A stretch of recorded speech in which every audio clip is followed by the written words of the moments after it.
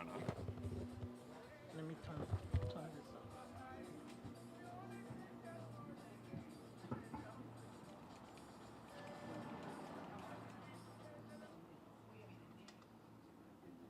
1 2 3 1 2 3 1 2 3 1 2 3 1 2 3 1 2 3 testing 1 2 3 testing 1 2 3 testing 1 2 3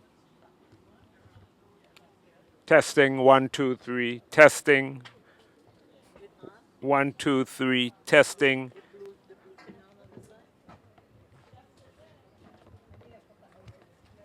testing 1 2 3 testing 1 2 3 testing 1 2 3 testing 1 2 3 testing 1 2 3. Can you hear me? One more testing.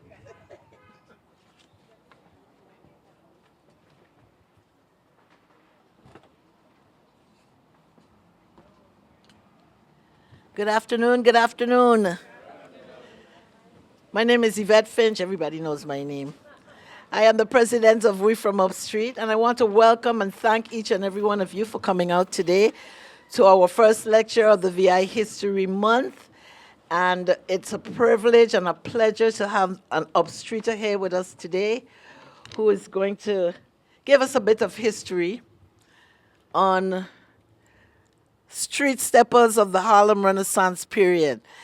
I'd like to start off by our chaplain, Miss Lola Roberts Richards, to give us a blessing. Those of us that can stand, please let us stand.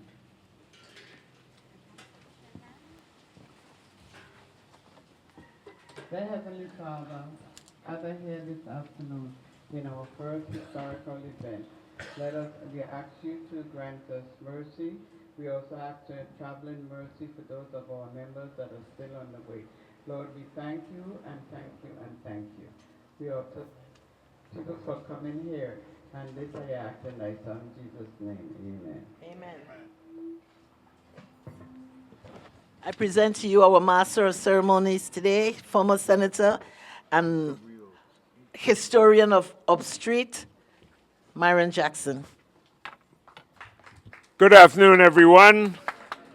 Come, we need to hear. Good afternoon. Good. Thank you so much for being here and taking time out of your Sunday afternoon, which is a good time to spend. Today we are here in Peterson Yard, so on behalf of my sister Sharon Jackson McDonald and the Peterson Jackson Clendenin family, we welcome you to the old family homestead here in historic Upstreet in Kings Quarter, Charlotte Amalie. And this used to be the family home. Used to be a bakery. My great-grandmother had a bakery in this yard, or had an oven, and she was one of the Upstreet bakers. She and her husband, Anthony Peterson, had a dry goods store in here. They lived next door. My mother and my uncle, Patches Peterson, Bernice, and Valdemar Peterson were raised in this yard with other families. We could go around the corner and talk about all the families that lived here. And that would bring me to the introduction to one of our members of We From Upstreet, but a Upstreeter in several generations, the Calistro families who are neighbors and extended family members who live next to us. So the only thing that separates us is that concrete galvanized wooden partition.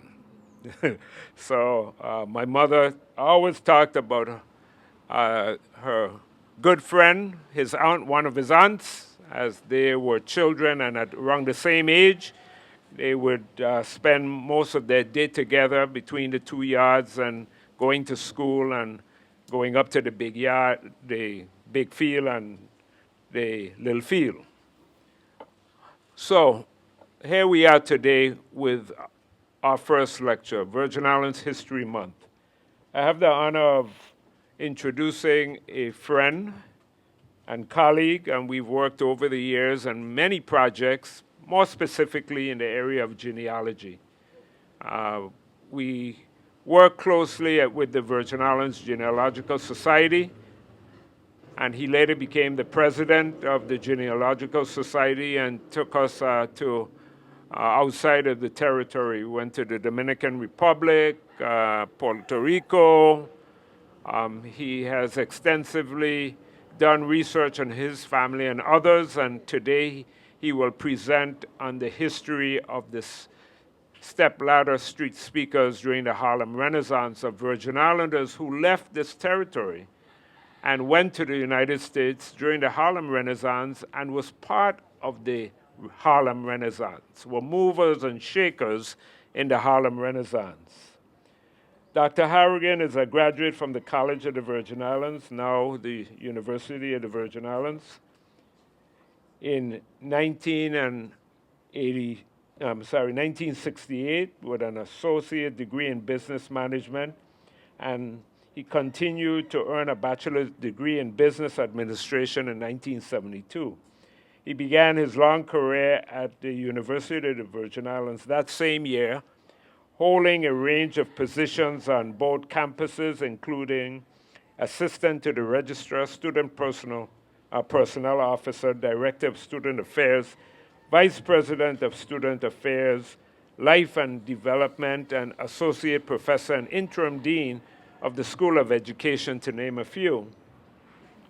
In addition to these roles, Harrigan contributed greatly to the development of an intramural, extramural club and varsity sports at the University of the Virgin Islands. It was through his involvement in all these areas of the university that he was able to build his large collection of memorabilia and artifacts and historic records.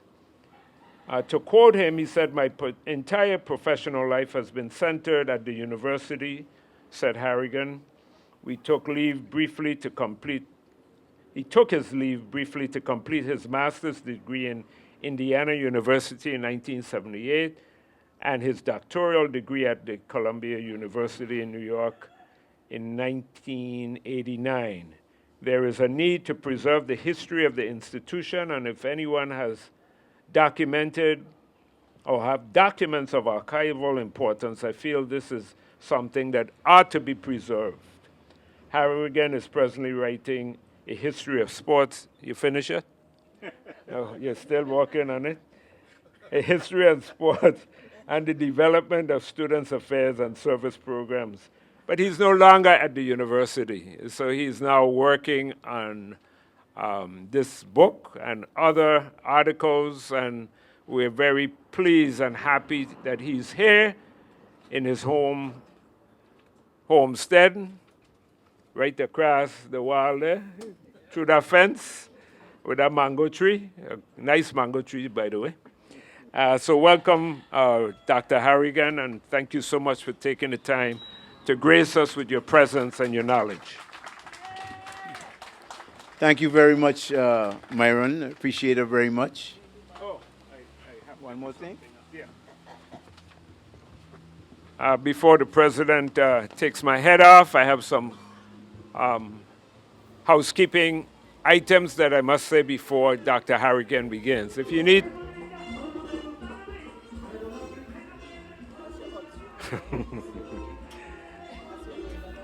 The neighborhood continues to transform.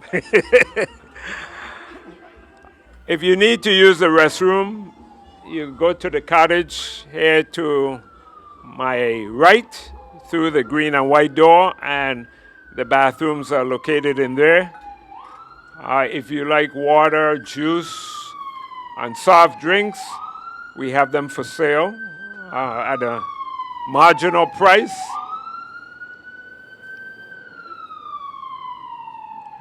And after the lecture and the question and answer period, we have some light refreshments where you could also interact with Dr. Harrigan and friends and family you have not seen for a little bit. So welcome on behalf again of my sister and the extended family.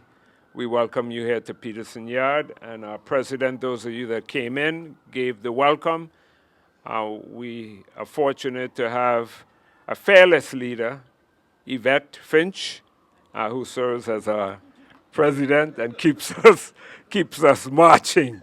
So, good afternoon, members of We From Up Street. And if you'd like to make a donation, please do so. We're raising funds for the activities that we do. We'd like to also welcome the president of the St. Thomas Historic Trust, Luana Wheatley, and we've been partnerships with the St. Thomas Historic Trust. And also, I'd like to Anna Monica Villa, who has also been working on our street steps throughout downtown Charlotte-Amalie and the projects. So as these steps have gone out of need repair, she's been moving that initiative forward in addition to her interest in Virgin Islands history and the promotion of it. So we thank you both for being here and also partnerships that you have encouraged through your organizations and your interests. So without any further ado, Dr. Harrigan. Thank you very much, Mr. Jackson, Senator Jackson. It's a pleasure. Welcome, everyone. Good to see everyone, my friends, here this afternoon. As Myron said, next door neighbor, that's where I spent most of my youth. My grandmother and the whole 9 yards, believe me. I remember when this was a gas station. We can go through that another time, but now let's deal with what's before us. It's a pleasure. The topic today has to do with the Virgin Islanders who were involved in the step ladder. Shall I bring the ladder so we can see what the ladder looks like? There's a modern ladder here, but the old one in New York was what they used to use in New York during the Renaissance and beyond, up until about 1940. The step ladders were used by politicians to reach out to the audiences.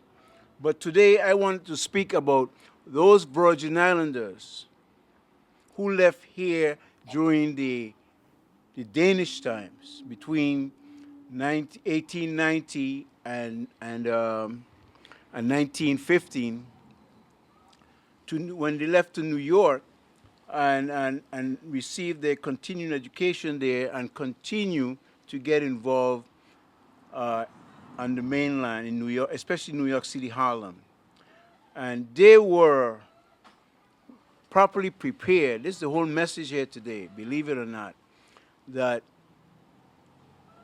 the three persons I'm going to talk about today, their educational background came out of the Danish West Indies. They left to New York, and they excelled in the educational system up there and became very well recognized, very well educated, so much so, and very much involved in their communities. And this is why these three in particular, could you hear me? Yeah. I single them out because they became famous for their use of the step ladder as a podium to reach their audiences in New York. You got to read about these people. Believe me when I say that. It moves me when I read about them and I talk to people about them, because many people, they do not know, many Virgin Islanders are not aware of the contribution of these three persons. And let me begin by telling you that, permit me to read. I had a slide presentation, but too much light in the area, so it's not coming up on the screen, so I have to forget that for now.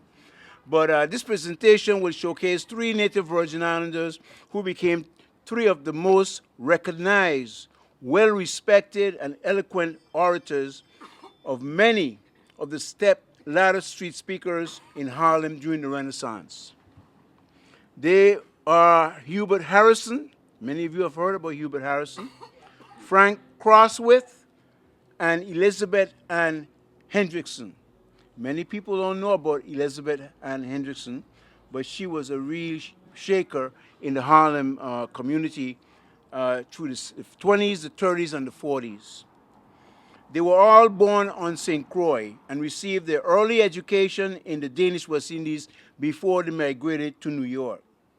Harrison was born in 1883 and migrated to New York in 1900. Crosswith was born in 1892 and migrated to New York in 1915. And Hendrickson was born in 1884 and migrated to New York in 1895. So she was there before the other two. They were all, as I said before, born in St. Croix. At the time, after the fire burn and the difficult economic conditions that were a daily part of the struggle for most inhabitants on the island of St. Croix. Okay. The Danish school system in the Virgin Islands at the time left much to be desired. Okay, students could only afford to send their children off island, or students who could not afford to send their children off, parents who could not afford to send their kids off island had the children go to school here in the islands. There was no secondary education during the Danish colonial period. There was none. According to Charles Turnbull, the Danes emphasized elementary and grammar schools from 1876 through 1917, which is the year of the transfer, as you know. The main curriculum in the public school was reading, writing, Bible study, geography, and natural history. It is this educational foundation that prepared these three individuals to successfully further their education in New York City and became excellent high school students, and thus prepared them to become community lead organizers, champions for social justice, and most important, eloquent orators. The term step-ladder street speakers. The term step-ladder,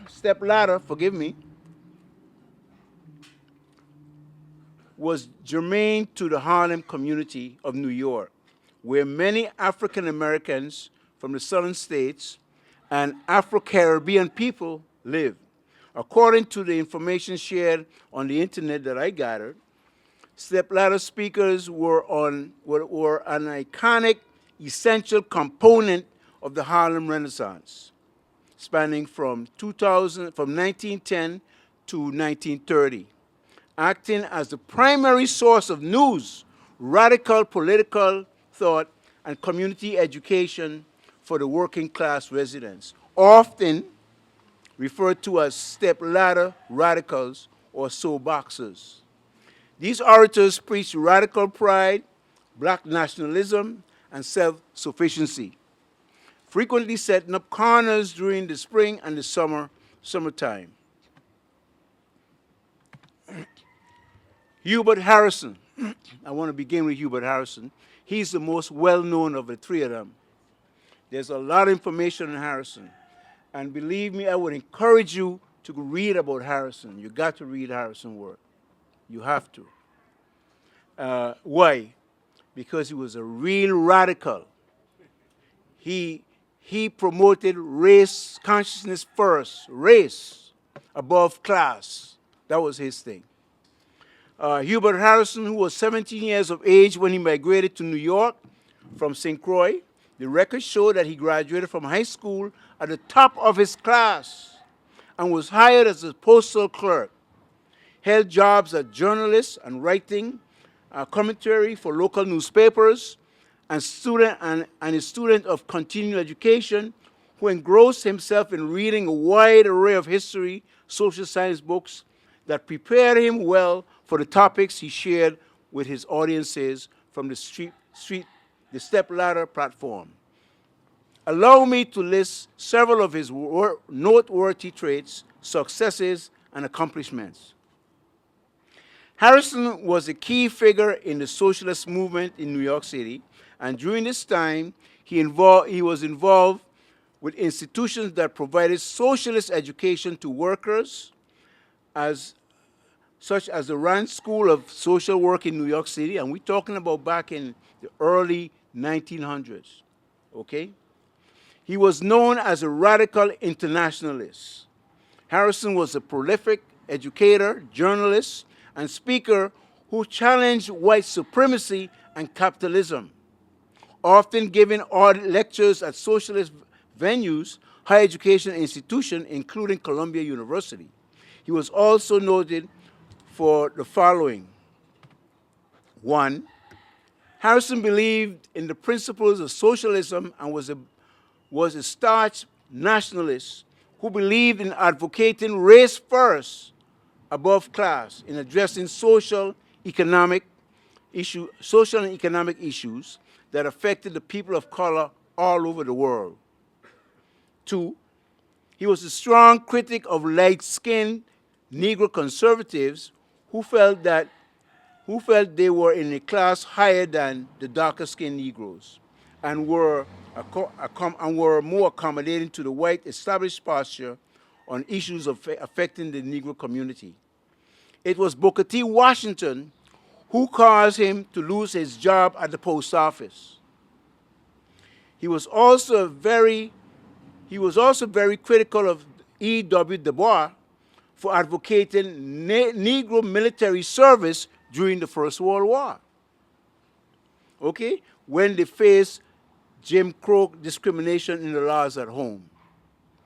So he challenged Du Bois about supporting the United States government in sending blacks in the military, when in fact at home in the U.S., they didn't have the privilege and the opportunity to even a decent education and so on, housing and what have you. Number three, he was never a member of the American Negro middle class, nor was he ever invited to join such groups as the NAACP. And fourth, Harrison was idolized by Marcus Garvey. However, although Marcus Garvey was introduced to New Yorkers by A. Philip Randolph in 1916, it was Harrison who gave him prominence in 1917 when he presented at one of Harrison's platforms. Okay?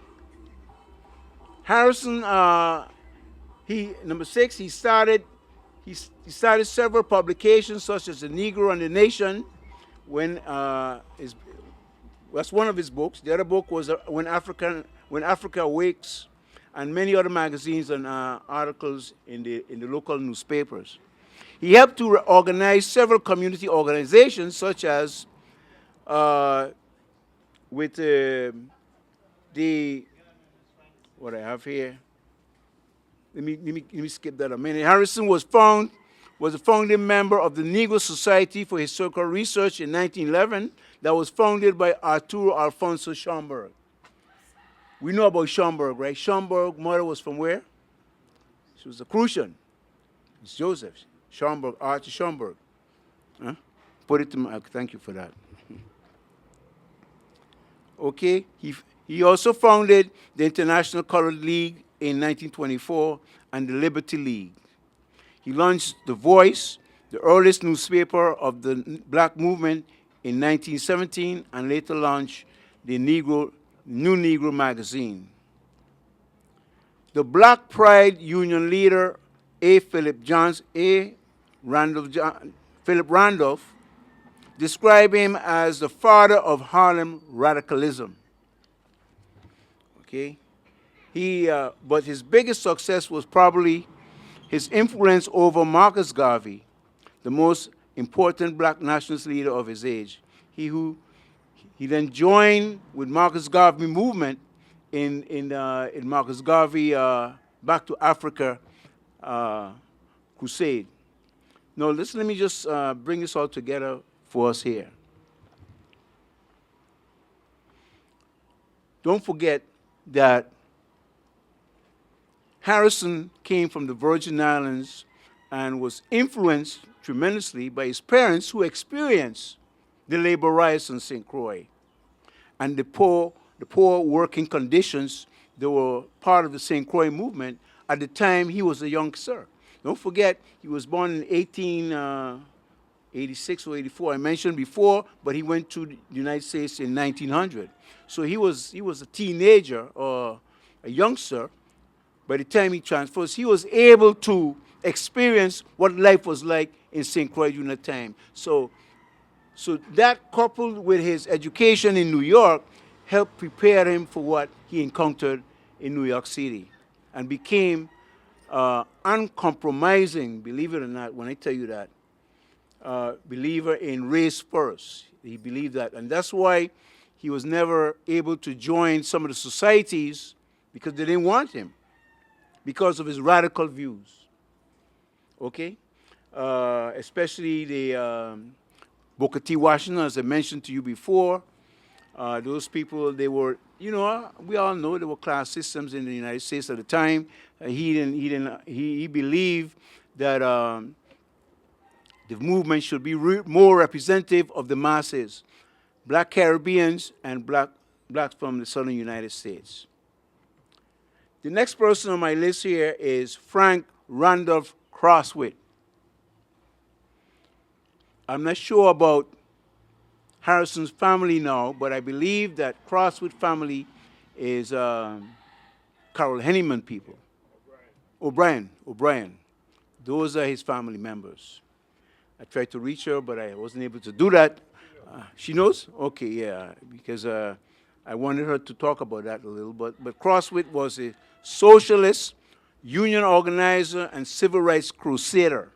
He migrated to New York from St. Croix at the age of 13.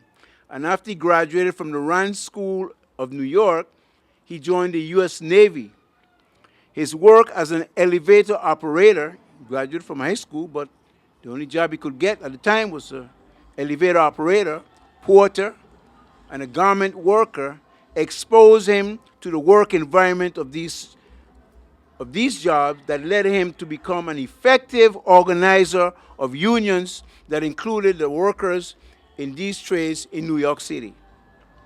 He began his labor union organization activities with A. Philip Randolph and became a full-time organizer with the Brotherhood of Sleeping Car Porters, of which A. Philip Randolph was the head, the president. He was one of the most successful labor organizer for that union and traveled to other major cities in the United States on behalf of the Brotherhood. He helped organize cleaners, dryers, pressers, driver unions, among many of his accomplishments. He organized the, I have the wrong screen here. Let me see what I got here.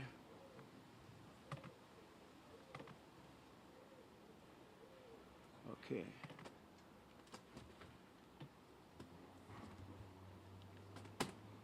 Okay, Frank Crosswit was a well-recognized union leader, not only in New York, but wherever he went to represent labor unions. He was considered to be one of the most polished orators in any setting and became the most recognized step-ladder speaker outside of Harlem. You know, he used the step-ladder. That was his thing. But they say he was well-polished. What do you mean?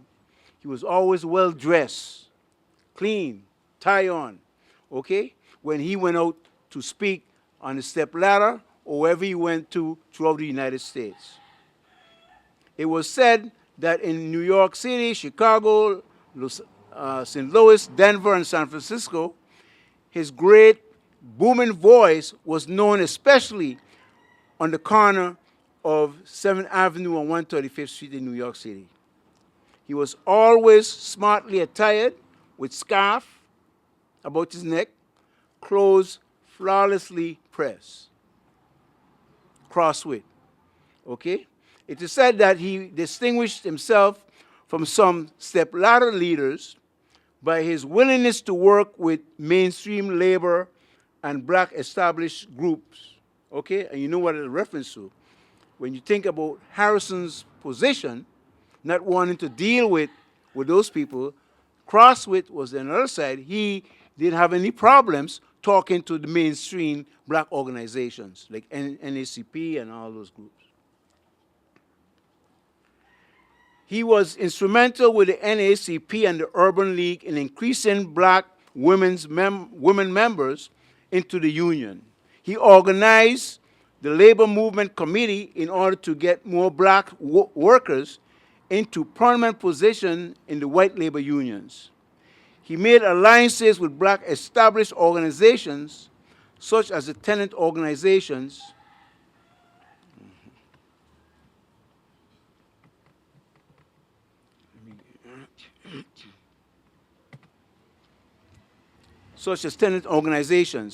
He ran for office on the Socialist and American Labor Party tickets several times, and he was appointed to the New York City Housing Authority Board by Mayor LaGuardia in 1943.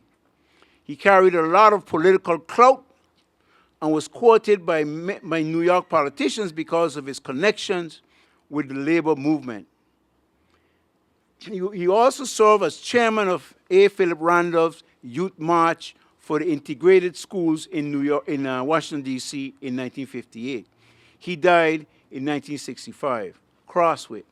You can see here with two Virgin Islanders coming out of the Danish system, going to New York, becoming well-educated with diverse views, but their mission was to improve the quality of life for blacks in America. And both of them were successful in their own right. But Crosswit was more acceptable to the working and the establishment, whereas our good friend Harrison was more challenging. Then let me bring you to my last person here, and then we could exchange thoughts on these three people. Elizabeth Anna Hendrickson. Not too many people are aware of her, believe me or not. I couldn't find a picture of her anywhere on the internet. I even tried to get a picture from the Schomburg Library or the New York Times or what have you. I just couldn't get anything from in the city about Elizabeth Anna Hendrickson. Yet she was very instrumental in advocating for New Yorkers, especially in the housing industry, and she also contributed quite a bit to the Virgin Islands Society. Okay? Many Virgin Islanders never heard of Miss Hendrickson.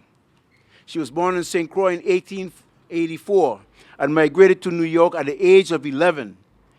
Hendrickson attended public schools in New York City and graduated from PS 89, where that is, I don't know, at 135th Street and Lenox Avenue in Harlem. She became a member of the Quaker organization in New York City. She was a well-known stepladder corner speaker. Well-known, okay? She was a devoted civil rights leader and became involved in organizing civil rights, labor union, and tenant rights organizations for the residents of Harlem, New York.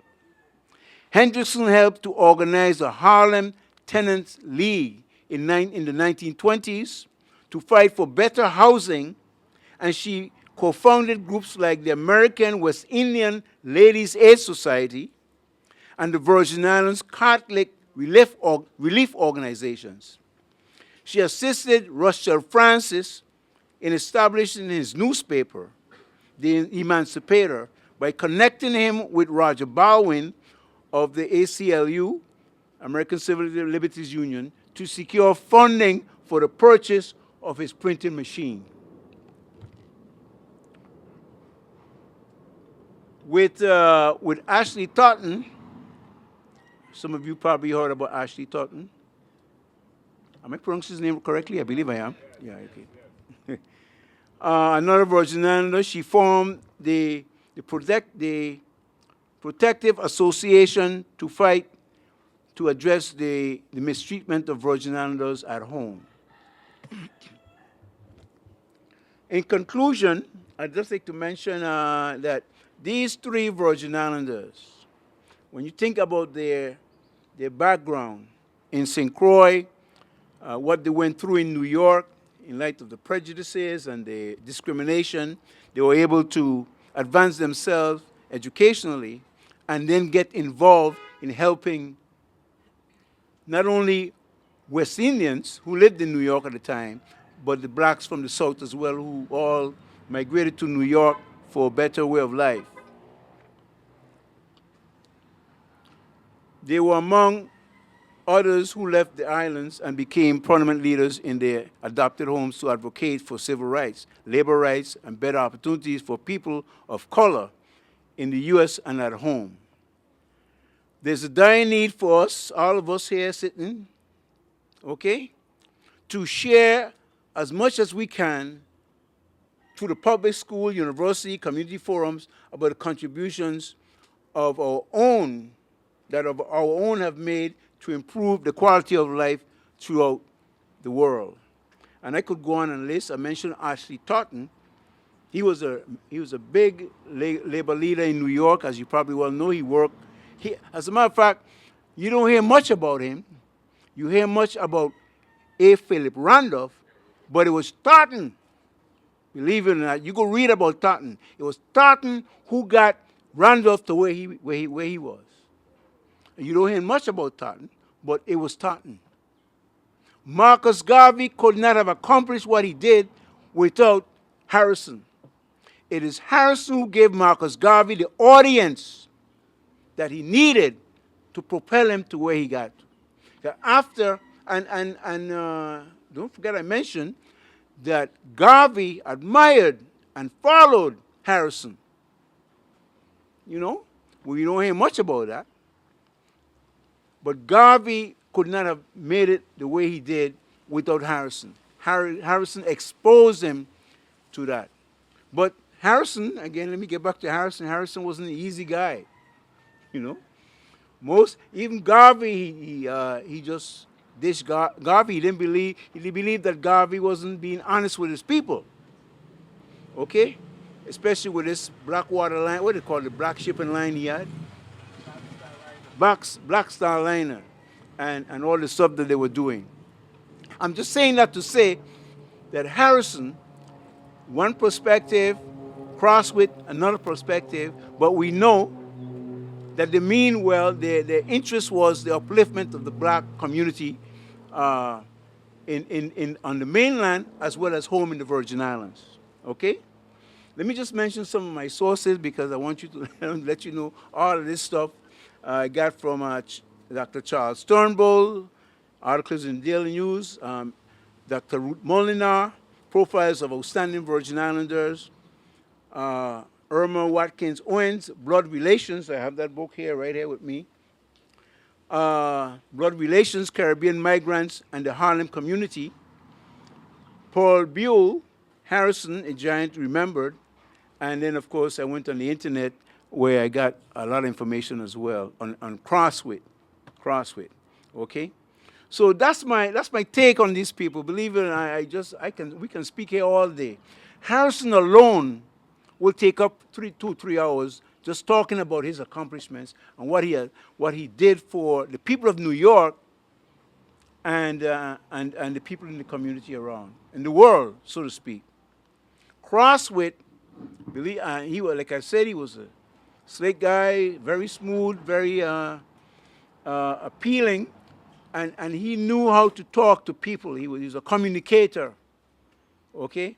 And he really was attracted by the politicians in New York who wanted him on their side because he was a union leader, and he meant well. And then, of course, my good friend Hendrickson, which I'm surprised myself, I wasn't too much aware of Hendrickson, even though she's mentioned in Dr. Molinar's book. But beyond that, we don't do enough to promote our own.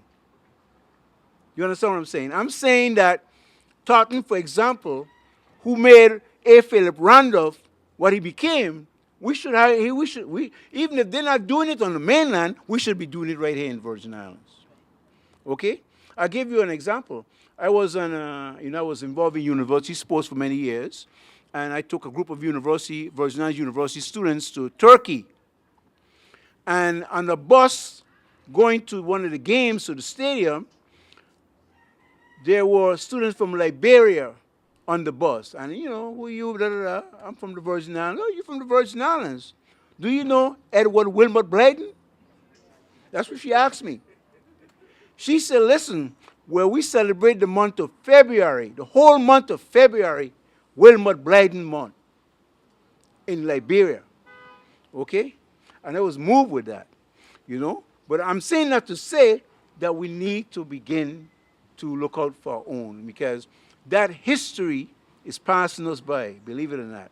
Hendrickson, Crosswit, Harrison only know because only the last 20 years we have read a lot about Harrison because they've decided to publish more about him. But he was a forgotten guy after the Harlem Renaissance. You see? So we need to do more. We need to do more. I have Wilmot Blayden. You got to read Blayden. It works, man. Blayden was the representative to the Court of St. James from Liberia. Court of St. James in London, England. Our own Wilmot Blayden from here. And he wrote a book, The Negro, how is it? African Islam, something in the Negro race. Right, right. Book thick like this. Take a whole month to read it if you get a chance. But I'm saying to you that back in 18, whenever it is he wrote that book, he did that. And I've written articles on these, but some of them I haven't published because the Daily News say they're too long. You know, they only will publish a book if it's 1,000 words or something. But I'm just saying that, you know, I couldn't cut it back. But I'm willing to maybe I get sponsorship. I'll print some of this stuff. But we have Blayden, who was president of the College of Liberia. We have Herman James, who was the president of Glasgow Community College in New Jersey. And then we have Marone, who was president of Hampton Institute, Hampton University. 3 university presidents outside of the Virgin Islands who helped blacks, American, black Africans, and so on, obtain higher education. You know, we need to talk about those people, okay?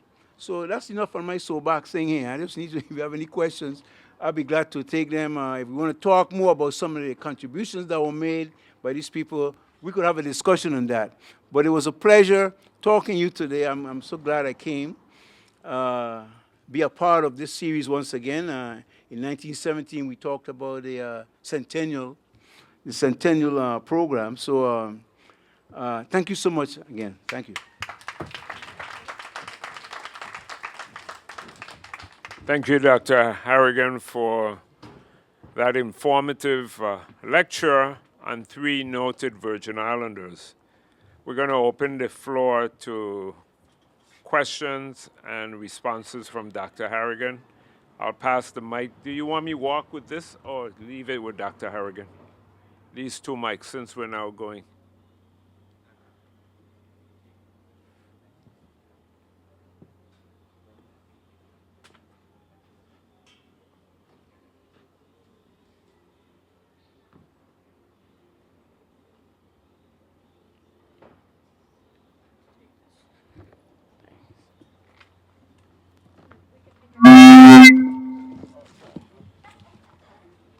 One, two, three. Any questions? Yes.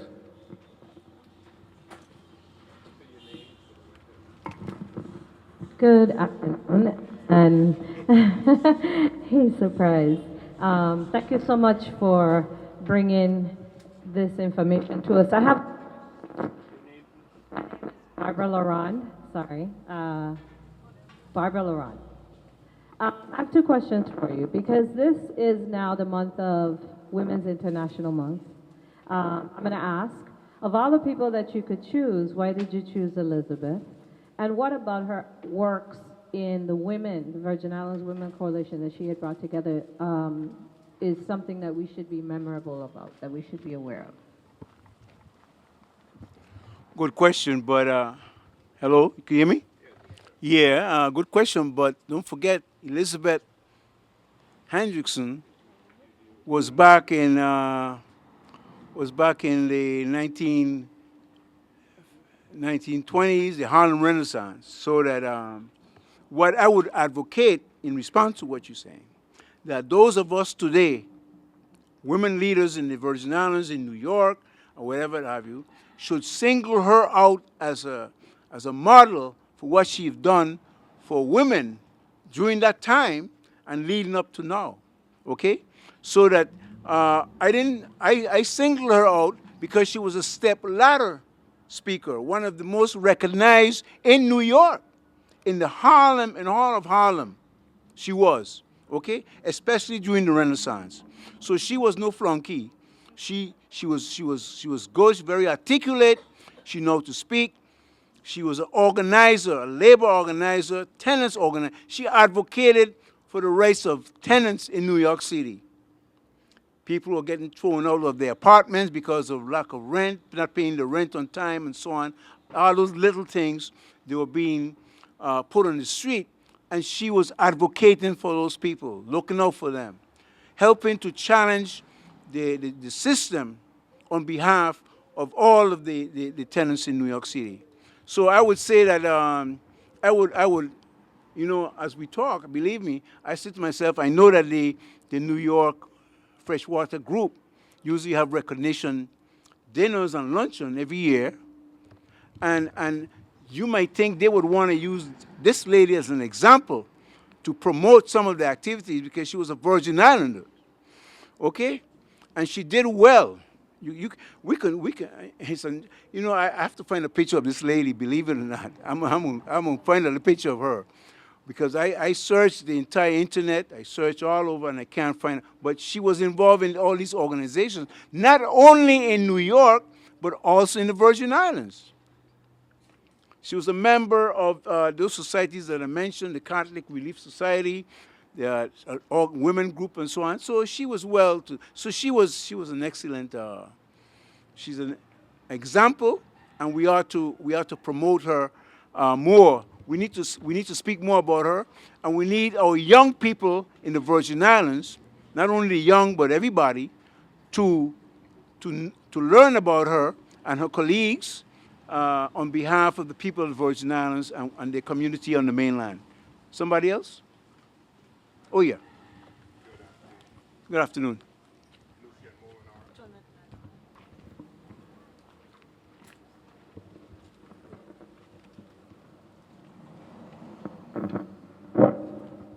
Thank you. Good afternoon, Lucien Molinard. Do you have any information on what the response was, local population, the leaders and the politicians, to the activists that you're talking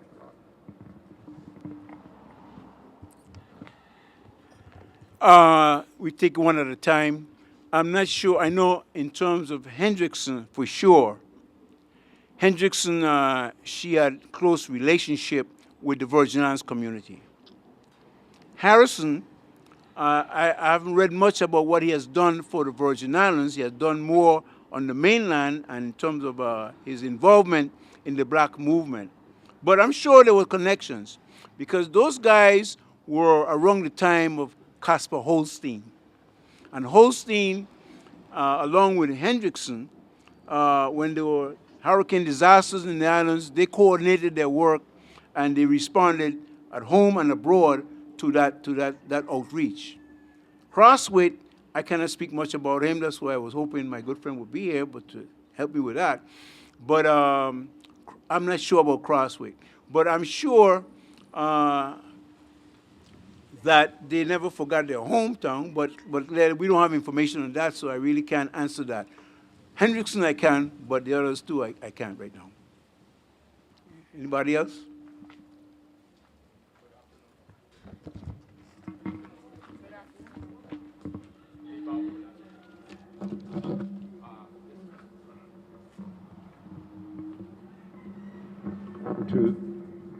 Good afternoon, Liba Olani. This is brief, one sentence and then a question. Look around in this room, right? Look like many of us is 60 and above. I'm saying right now, for those who might, you know what I mean? The reason I make that statement is when my last year of attending Ohio State University, that a student, a friend of mine who was a student taking one of the history class, I guess, bring a book to me and asked me if I know this George Islander named Edward Wilmer Blythe. I was my last year college, university, I said no. The reason I make that statement is because just a question to you, how can we impart on our people in general and the government in particular the need to study African history, Caribbean history, and Virgin history. And the reason I say that's true, you cannot start Caribbean, Virgin Islands, world history without starting with Africa. And how can we let them know we had great men and women so that they can emulate in, as we have a Generation Z who know nothing about PI African. That's my question to you. Thank you very much for that. We're on the same page with that question. I believe strongly that we should have forums, we should have a course at UVI about these people, and I could name a whole lot of them, believe me, that we should spend, especially during the spring semester when we celebrating Virgin Islands History Month. We offer a course. There used to be courses at UVI. We used to call them e-courses. When you have a special subject and topic, you have, for the whole semester, you talk about those things. Talk about the contributions of that these people made. You know, there's a book called From These Shores. Everybody read it? From These Shores, okay?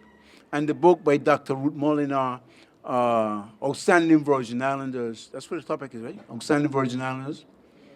Those two books alone, believe it or not, we could spend a whole semester and you won't even finish the book, talking about the contributions of Virgin Islanders at home and abroad. So I would suggest that we begin. I don't know who to talk to, believe me or not. You don't want to talk to the politicians, you can get nowhere. But we need to talk to the Board of Education. You need to talk to maybe faculty members at UVI who could introduce courses, prepare courses, so that we can begin to get a good feel for the contributions that Virgin Islanders have made to the world, especially in New York City, at home and abroad, but New York City in particular, so that the younger generation would learn early on about their history. Now, you know I used to teach at UVI, you were my student, and I used to teach the foundations of education.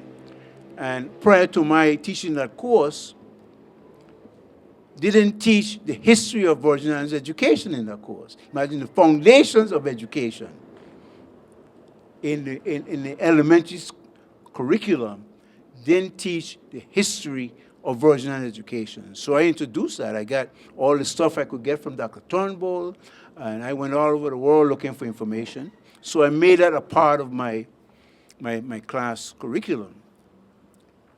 But I am not sure if my students took that with them to their students. You see what I mean? In other words, you learn it, yes, but are you partaking it to those students who need to know? And on a basis so that they could continue. You know, it doesn't stop with one teacher.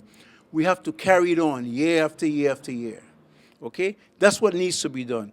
We need to introduce our students to these people, get them to teach their students, and continue to do it year in after year, so they become a part of them. You know, there's a lot of rich history that we miss. So I get very passionate about this stuff, believe it or not. But we just missing the boat. we're missing the boat. Next. Thank you so much. John Woods, you mentioned New York City politics, the Renaissance, so forth. I thought I would have heard you mention the Harlem Fox, J. Raymond Jones. Can you talk about that? And I deliberately not mention the Harlem Fox, because I have a book on him. Okay? Fox was a politician. Okay? But these three persons were not politicians in the political sense of the word. Okay? Fox is another topic. We could spend all day talking about Fox. Raymond J. Jones, right? What? J. Raymond Jones, forgive me. Okay? J. Raymond Jones. You got to read about him. I'm telling you, he was a shaker and a mover in New York politics. He rubbed elbows with the best of them, Jenkins and all of them. Okay? So I'm saying that I deliberately not put him in because he didn't fit into the step ladder group. He came after. He's a student of that group of Virgin Islanders who use the step ladder to reach to the audience, reach out to the audiences, and made a big difference in reaching out. And we're talking about 137th Street and 35th Street and 7th Avenue. Those of you who have been up there in that area, you know the sidewalks are wide. Those guys put up the step ladder, and thousands of people can hang on the street and listen to them speak. No microphone or nothing. All they needed was a step ladder. And you heard him talk about my good friend Crosswit. His voice was a heavy voice. They say you could hear him for blocks down the road, okay, from the step ladder, okay? So I'm saying that Jones, and I think we ought to have a topic on him. If we're going to do this, like what you suggested, my good friend over here, we have to include Jones in this thing, okay?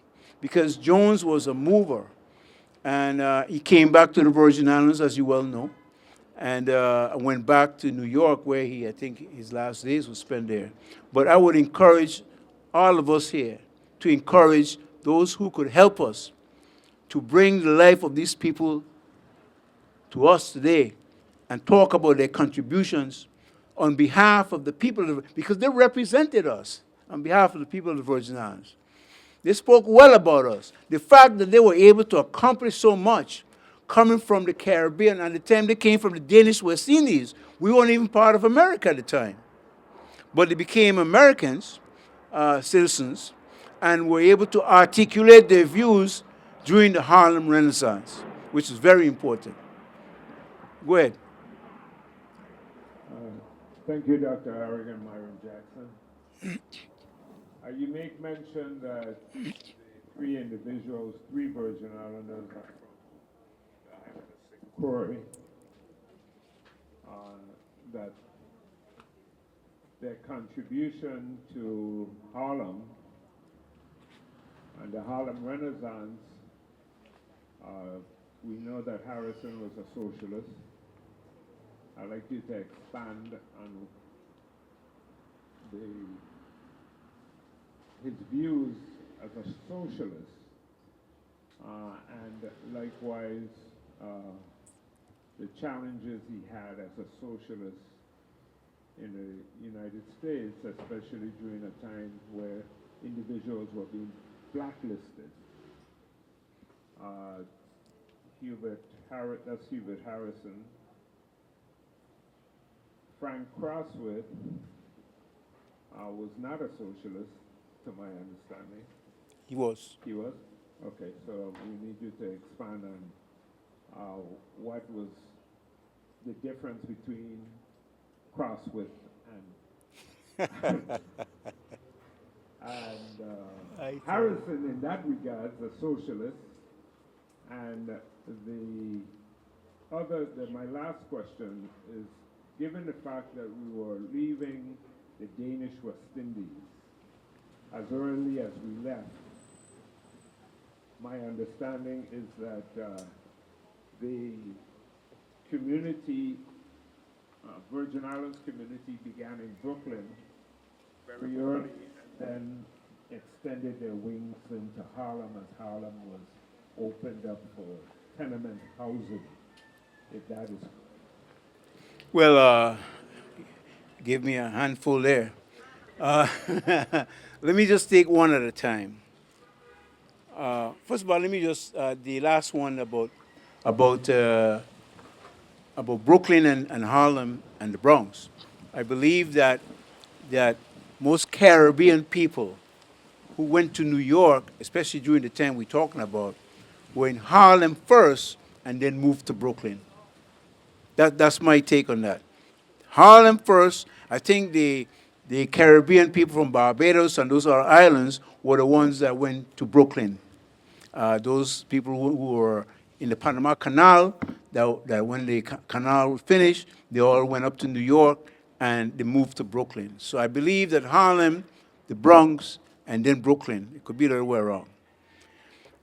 With regards to the socialist point of view of Harrison and Crossway, Harrison fell out with the socialists in New York, because, like I said, Harrison wasn't easy. He was a tough guy. And he believed that the socialists had the same set of views in terms of race like the average white American. In other words, they didn't see class, they didn't see race first. They just dismiss race, they talk about class. So as long as you were dealing with class over race, Harrison was not your friend. I'm telling you right now. So the difference between Harrison and Crossway is that Crossway was willing to talk to everybody, regardless of your views on the topic. Okay, whereas Harrison, if you didn't fit that mold, if you were there about race after class, he wasn't even talking to you. He didn't give you an audience.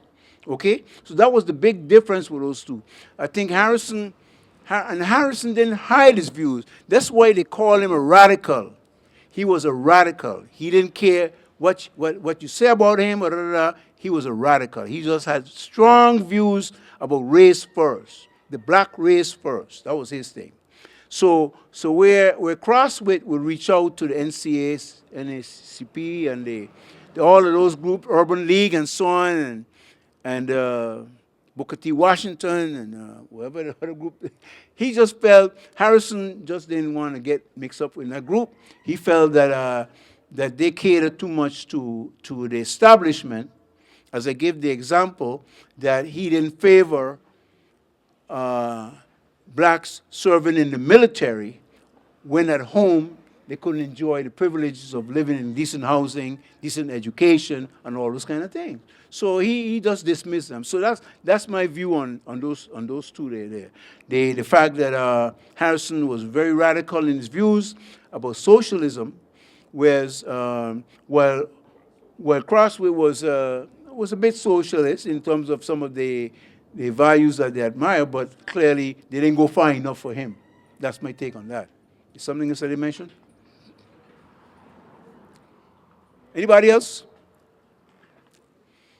Okay, I have another question. Go ahead. That's what we're here for.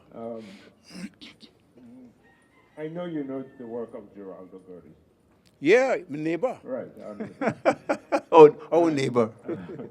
And I was curious because I didn't hear you mention his name in your research because he published a book. I may not have the right title, but it's Danish West Indies or Danish West Indians in Harlem. Harlem. Yeah. But in his book, going back to the 1800s forward, he makes mention of Virgin Islanders and Brooklyn. Yeah. So that's why I asked the question about Virgin Islanders, the early migration out in the Danish West Indies of Virgin Islanders, where basically they settled, and then in the 1900s, there's no question Okay.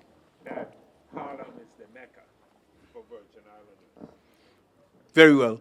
I could stand.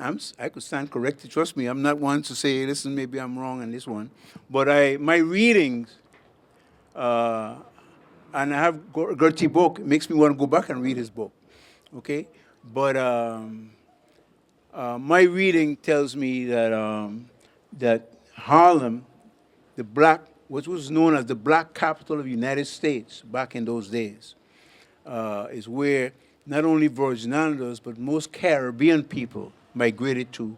And from there, they started moving out. Now, I'm willing to, I can read that, and thanks for that. I appreciate it very much. Okay? Anybody else? Anybody else? Well, you've been a wonderful audience. I like this kind of gathering. I like this kind of setting where we could just sit down and talk. We could talk all night, believe me, about all these people. Harrison, J. Raymond Jones, yeah, we could talk about them because they have done so much for us at home and so much for the New York community, the blacks in New York. And as you probably well know, that there was a time, even during those times, black West Indians, as we call them, and the Southern Americans, black Americans, always had a little friction here and there, you know. That was a big thing, a little friction between Caribbean blacks and Southern blacks in New York City, okay? But someone like Hendrickson, she didn't care where you're from. Whether you're from the South, Trinidad, Tobago, wherever you're from, she advocated for you. If they were treating you poorly, and when you read her stuff, you read about it. If they were treating you poorly, she was there to fight for you, especially in the tenants. I beg pardon? Hendrickson, her ancestor. Who's Hendrickson's ancestor? Somebody back here? Warren. Warren? You know, and Elizabeth Anna Hanson or the St. Croix? No, must stand up, keep standing up. We want to see you. Good afternoon, Hendrickson. As a family, lineage and checking our family history, we saw the name, and about a month ago, son and some nieces who live up there. No, we can't hear you. They want to hear you. Give him your mic. And Yeah, you could speak to this mic. We want to hear you. Hendrickson? yes, and some sons and some nieces who live up there, they are doing an investigation on her background. Right now, the closest we got, like you just said, was she was from St. Croix. So that's where we at right now, and hopefully they will come out with some more positive information.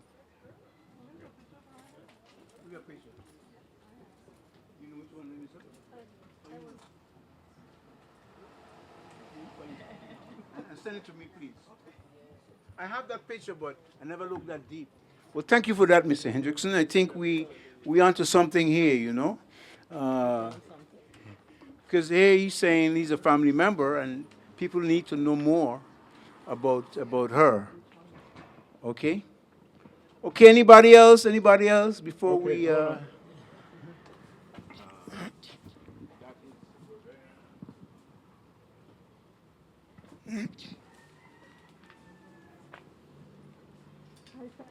Oh, my neighbor, my old-time neighbor. We from Upstreet neighbor. Good to see you. Thank you. Thank you.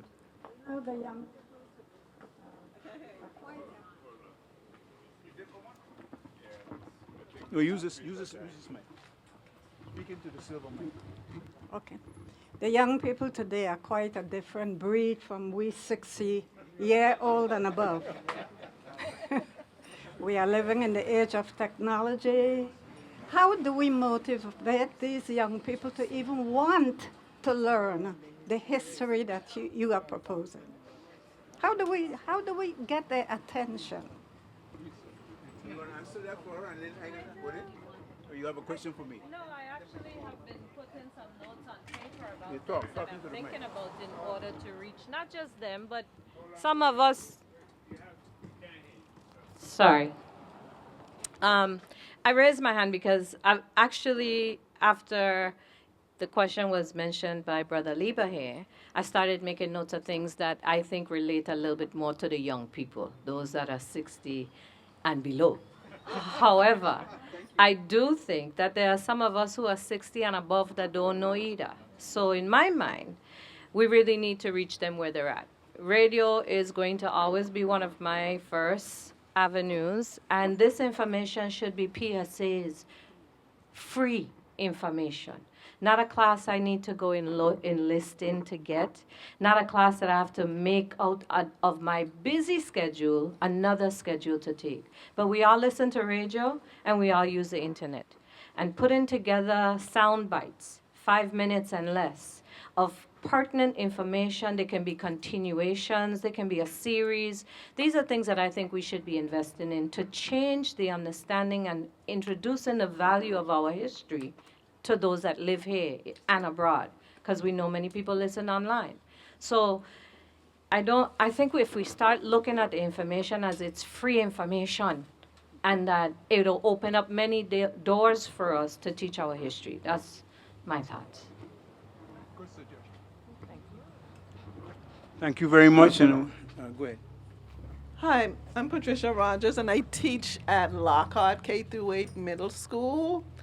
And the demographic of our teachers are not from the Virgin Islands. When the international teachers come, they have to take a course in VI history. The one I took was with Nadine Machena. And remember, they know nothing about the Virgin Islands. So when she's starting, they're starting from Christopher Columbus, and they're not talking about individuals. And I think that's where we're missing it. One time I went and asked one of the international teachers, why did you choose here to come and teach?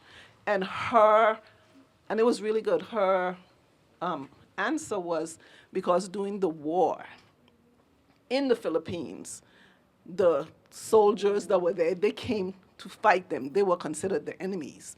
And when they came and saw that they were suffering, their lands were being taken by Americans, that they started teaching them how to fight. So as a thank you, she came to the Virgin Islands. And our children, they don't even know that information. And they're so mean to their teachers that they're like, you know what? Let me focus on teaching you what I'm here for. Let me get my money and go back. So the whole demographic, we need you guys to come in and lecture to them. Just basic manners, they don't have upbringing. Thank you so much. So much has been said. Believe me, and everybody's correct about this. We can stay all night talking about ways and means, but we need to get together. I hate to disperse and then we're not getting together again. And that's what happens at most of these forums. We talk about all the things we need to do, but there's no post-action on how to do what we need to do to get to where we are to be. Go ahead, Barbara.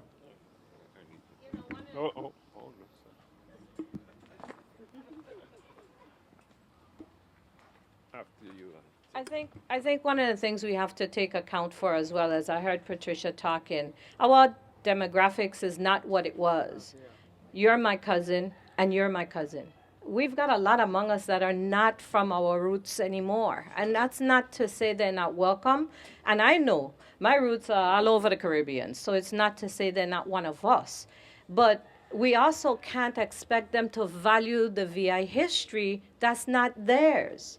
So there's a lot of barriers in here from those who are responsible for delivering it and those who have to receive it to see you and I as brother and sister, to see themselves in each other, to see that if we just, I've said this before, and I don't know how it, if possible, how it will be done, and it may not ever be done in my lifetime. But I think the missing element here is for us Caribbean folks to see ourselves as a region of folks and not islands, but a region, and bringing more value to who we are across the waters than just who we are because you had lived next door. Thank you, Barbara. Next question. I want to say more of a statement. I'm Jacqueline Thomas. I love history, I always have.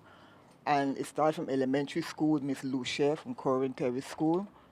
Went up to Miss Pant, Wesleyan. I remember we were sitting and discussing the, back in the day when the Shah of Iran, what's going on today. That was an issue that we were talking about in our class back in the day. Went to high school, you could talk with Miss Melchior. I could go to Miss Torres, and also Howard Lesmore. What's his name? Yes. This man's class was always filled. These classes had people to come to those classes. Interesting teachers, history. I love it. And so we had good teachers. We could do it again. I have to go over here and then come back to you. Name first, question. Come. Hi, good afternoon. My name is Rashida Francis. It's more of a comment. I've heard everything that's been said in terms of reaching across the generations. Okay, that's good? All right. I've heard what's been said about reaching across the generations. And since I've moved back home 2 years ago, I've been noticing a trend of where we're kind of delegating whose responsibility it is to teach our history. But when I was coming up, it was a way of life. Every household you went into, it was just Virgin Island, Virgin Islander, Virgin Islander way of life. It was no distinction. So I'm kind of taken aback now to hear like, okay, but this is happening in the school. No, as you live and breathe, you are a Virgin Islander and you are history. Every day we are making Virgin Islands history. And I say that to say that I've done all the programs. I was the first in Sparks, Rising Stars, all the things. But it wasn't until I went to an HBCU, Lincoln University, where we were asked to write a paper about about a person in our life that has made not only impact on us, but on our community. And I wrote about Roy Lester Snyder, just wrote about him. And my professor took my paper and read it to the class and said that that was the first time that he had ever heard of a black man that made all the accomplishments in the medical field that Roy Lester Snyder did. And I was just doing it because that's what I learned in school. But I also knew him in the streets. So I'm just sharing that regardless of what the law may say in terms of whose responsibility it is to teach our history, we have a responsibility. Every day that we live and breathe, I see my neighbor here. I hail him every morning when I'm walking. It wasn't until my mom said to me, oh, that's the guy that'll be on the radio. He talks about history every Saturday. So there are opportunities. You have Sound Off. Miss Henneman, my English teacher, she does it faithfully. That's a free forum. But when we went in her class, it was VI history, and she was my honors English teacher. So I'll just end there in that. I guess you could see my passion, but I live and breathe VI wherever I am. And so when people encounter us, they're encountering Virgin Islands history. And so we have to take that onus back. We just have to, regardless of where your children are, your grandchildren are. If you introduce them to Tom and Shrew, if you introduce them to how you sit at the table, their mannerisms, if you teach them that, hey, in our house, we speak in our dialect, that's our history. And it's up to us to carry it forward. So thank you.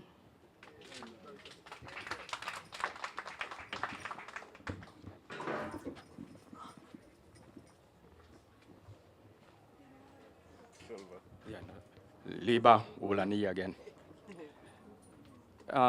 We can take a small step, we got to make small step. And hopefully small step can translate into a bigger impact, right? Just use myself as an example. As an art teacher at Cancrine, working 37 years down there. teaching art, right? But I'm teaching history. So them students need to say, Mr. Olani, are you teaching art or history? I say both. So what I'm saying, that's just a small step. You understand? And on the wall, Ms. Pellegrin can tell you that because she was one of the principal, assistant principal, and so forth down there. When you come in my classroom, you're definitely seeing history. Yeah. You're definitely seeing history, you know? She could tell you that. I participate in school activity. I had a Wachanga drummers and dancers teaching African drumming and dancing. I had a art and craft, teaching craft that is related to culture. So I'm just showing you there's some small example that we can do individually and as a group. Dr. Sproul and Sele Adeyemi, we have the 1733 tour to St. John every year for the last 30 years now.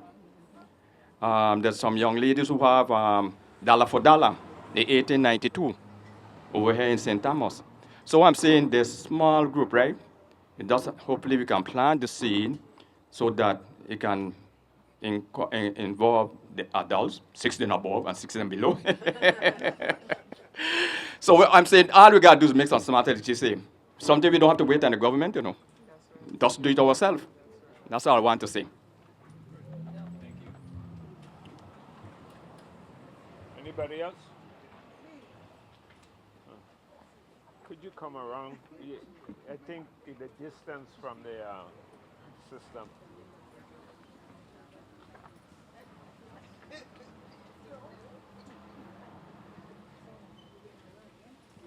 Say your name first and then comment or question. Good afternoon. Good afternoon. My name is Janice Ricketts. I work in the elementary Muller Elementary School. And the funniest thing down there, I work in the kitchen with the children. They don't know their fruits. They do not know their fruits. We serving salad bar down there, and I tell them, if you can't tell me what kind of fruit, don't point. Ain't working like that. You have to be able to tell me what it is you want. I ain't going with pointing. Use your words to me. When they come in the morning, I say, all you have to say is good morning and thank you. That's all. Some of them come in, don't say anything. I can't read your word. You're talking to them, and they're watching you, and they're shaking their head. I say, use your words to me because I'm using mine to you all. So use back your words to me. So when they come in the morning and they see me on the line, they know what time it is. But the children, them for real, they don't know. They don't know. They don't know. They're leaving it up to the teachers to do everything. And they can't work. You got to work with your children. For that to progress, you have to, as a parent, to work with your children, and they don't do that. You could tell, because when you ask the children, like they don't have dress-up days in school, and when they come and I ask them, why you dress up? They can't tell me why they dress up. They know it's to dress up. I say, well, your mother just as bad, because you can't tell me why you dressing up today, because every time you dress up, you got to pay $1. You can't dress up. You got to be able to tell me why you dressing up. But parents have to work with the children. It takes two hands to clap, not one. But the parents them ain't working with them. The parents them doing their work. And the children them will come back and tell you, my mom did it for me. I said, that can't work. If your mother doing it for you, so how you going to learn? You going to think. That can't work. And we have a lot of different culture children in there, mostly Haitian and Spanish. And it's rough. It's really rough. You got to work with them. It's really. Thank you. I think somebody had a hand up on the side, or who's on this? Oh, Lily, I'm coming to you. I wanted to respond to the discussion because we're having a discussion on various tiers of education and responsibility as Virgin Islanders. You know, and it starts with us. And it's just like any other ethnic group in a community which would recognize their history, which we see on a yearly basis, we are a melting pot, but we're an African people that have come through a story of colonization and one of our advancement through freedom. And it's a process. I was invited to a private school last week to speak on Virgin Islands history, and it was a 4th and 5th grade of diverse children of the Virgin Islands. And I said to them, you all are all Virgin Islanders. One of the assignments prior to me coming was they were to select an item and to speak on that item as it relates to Virgin Islands history. And I could see that many of the parents did not prepare them for the discussion. But the children, in their wisdom, went around the yard. One bring a palm tree. Someone went to a bay leaf tree and bring 5 bay leaves. The point I'm making here is they made an attempt because they knew they had an assignment, and even though their parents may not have been engaged, they thought about it and they presented what they brought. So that was good. One child, his godmother made sure he had a Madras shirt made for him, and he presented the Virgin Islands Madras and all of the colors and its significance. That was the level that we were supposed to have. But the point on this discussion is that when we talked about foodways and we talk about what's the national dish of the Virgin Islands, some would say fish and fungi, some would say kalaloo, some would say, well, that's the food, right? Then we have pastries, Vienna cake, pate, and so forth. When they saw pate, everybody knew what a pate was. They knew what a Johnny cake was. But a ball of fungi and boiled fish, they were out on that. And I had a okra in front of fungi, and I asked, what vegetable is that? I got pepper. I got everything but the okra. So what she's saying is correct. And in their household, they don't eat fish, okra fungi. Nor is the okra part of their diet. So they don't have that experience. But it is a requirement by law that private and public schools teach Virgin Islands history and culture. It's a responsibility of the institutions. And likewise, the teachers to incorporate. Well, it has to start at the top. So there's a lot of work, and as you know, this discussion has gone to court.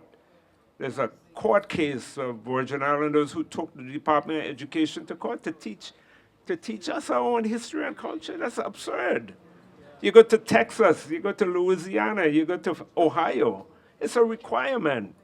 And now they're revising, they're writing out Black history.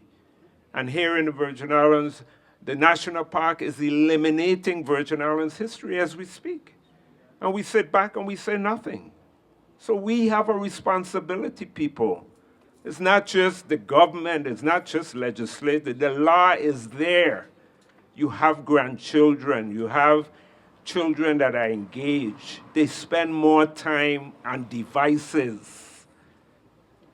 They don't, you take them to an event and you put the device in front of them. They leave empty. So 50 years from now, when you went to your grandmother's wedding anniversary, or you went to that 90th birthday party, you are the youngest in the room. Who is going to tell the story? Zero. We have a responsibility. You have to know when to say, turn it off, and listen, and pay attention. That's how we learn. You could, don't dare suck your teeth about it, or pout your mouth.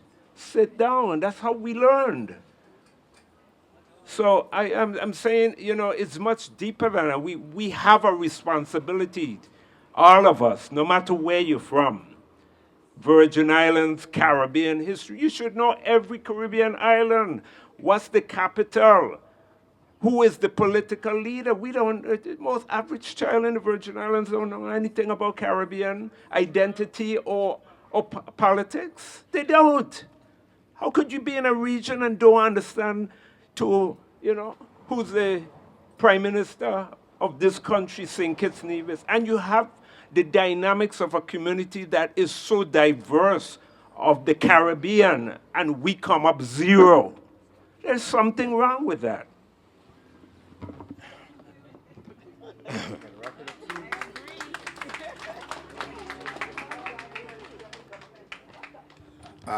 Hello. Good afternoon. I'm going to be brief, don't worry. Turn it. Okay, can you hear me? Silver. Okay, the silver. Not the black one, huh? Okay. Talk about culture. Anyway, I want to apologize for being late, but it's a good reason. I'm glad. Oh, Maurice Donovan. I'm sorry. Junior. But you guys talking about history. Contemporary history was made yesterday. The reason I was late is because I belong to the St. Thomas Power Squadron, the St. Thomas District Power Squadron. But we belong to a district number 33, and it is the district commander for the entire district is in Puerto Rico, right? The commander here in St. Thomas is my father, Maurice Donovan Sr. Yesterday we made Virgin Islands history because with the 7 squadrons that have in Puerto Rico and the one in St. Thomas, Dr. Lawrence Benjamin was elected to be the district commander over the 7 and the 1 here. That's history. And they mentioned it too.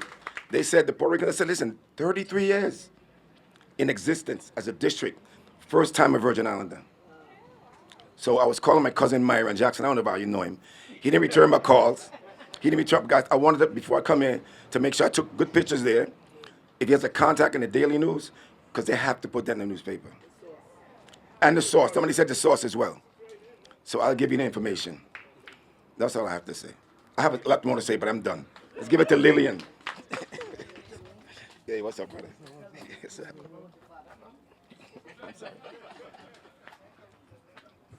Lillian Garvey, where your father from Long Pod, right? Okay, good. I do have to interject that.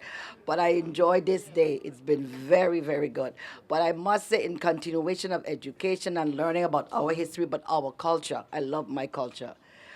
DPNR the public library belong under DPNR, correct? So therefore, we as government, the government is the people, not just legislature, because the governor is our employee.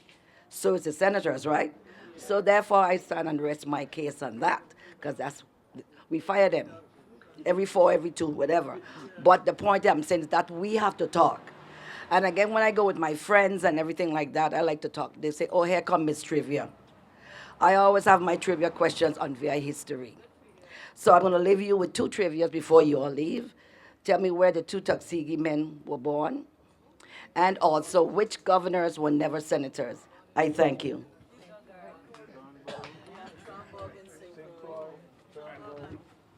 Okay, Miss Finn. No, I only know Trambach.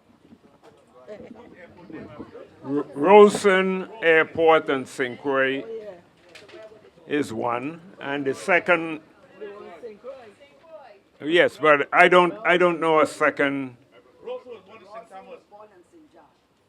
Oh, Rosen was born in St. John. Okay, so we learned something today. He lived in St. Croix, married in St. Croix, but the airport is named, and the second one is?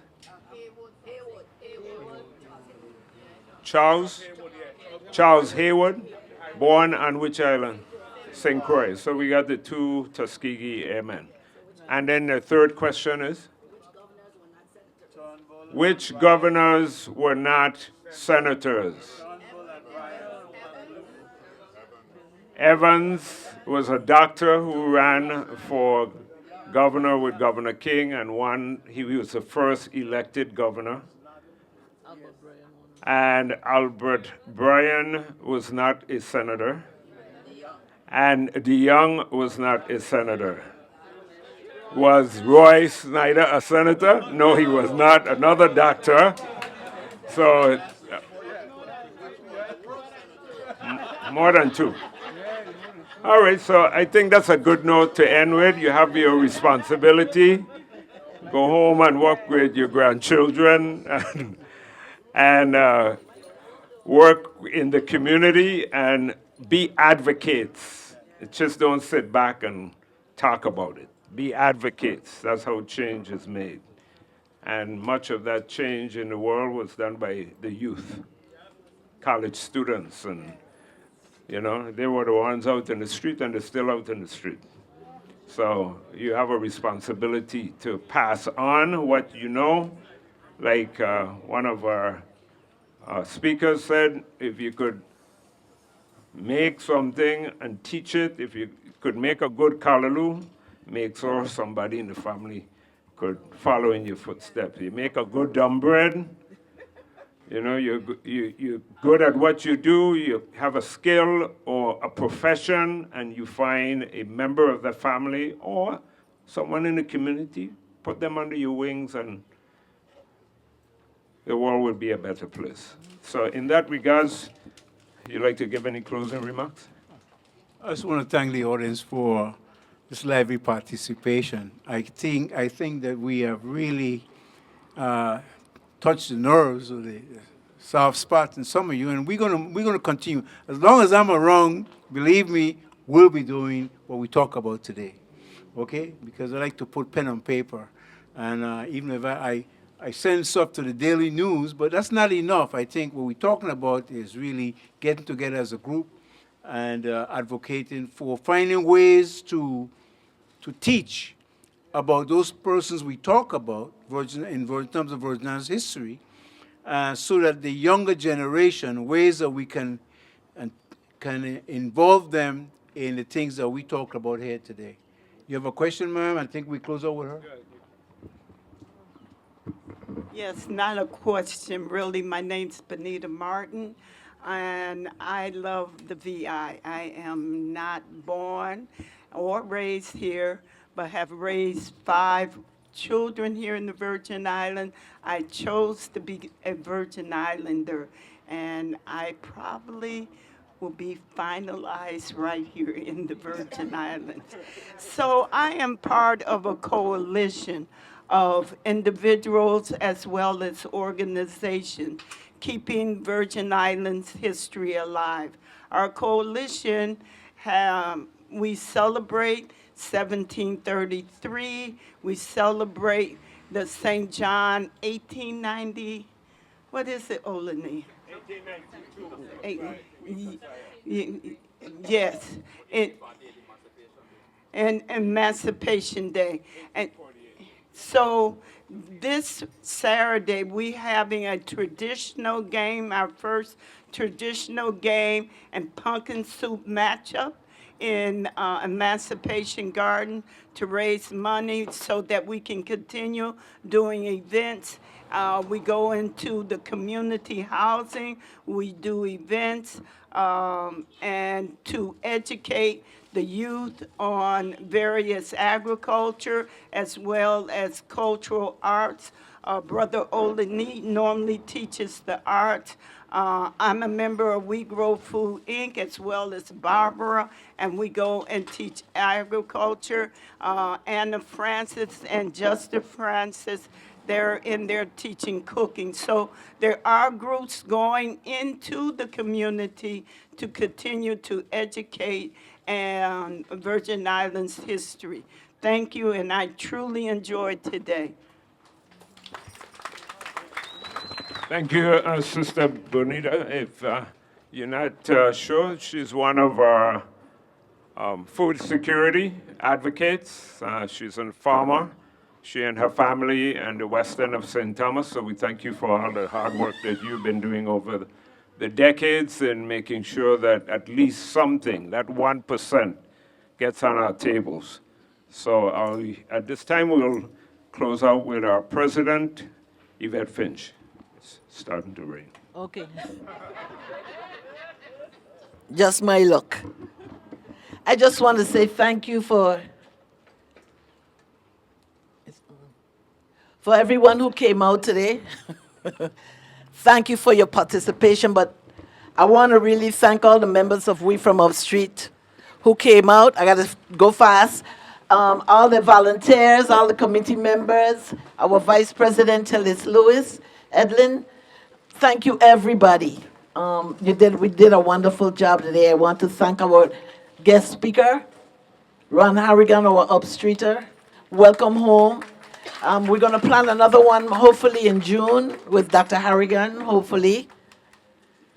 And don't go. We have a few treats for everyone, and you can sit around and let's talk a little bit. Okay? Thank you all for coming.